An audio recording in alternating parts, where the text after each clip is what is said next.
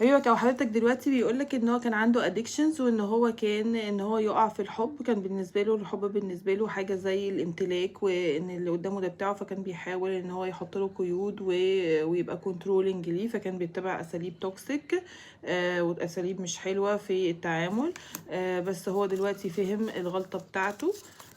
وتعلم الدرس، وفهم لما انتي بعدتي عنه او انت بعدت عنه ما قبلتش التصرفات او الاسلوب دوت، وان هو دلوقتي بيحاول يشتغل على نفسه، وان هو بيتعلم وتعلم الدرس، وان كمان لو في اي عوائق لعلاقتكم بيشيلها بيتغلب عليها يعني، وبيحلها، وبيحضر لان انتوا تبقوا مع بعض. هو مخبي عنك هو هيعمل ايه، وبيقولك ان هو متوقعش ان هو يقع في الحب بالطريقه السريعه ديت، وان هو هيبقى موجود على طول من اجلك او عشانك.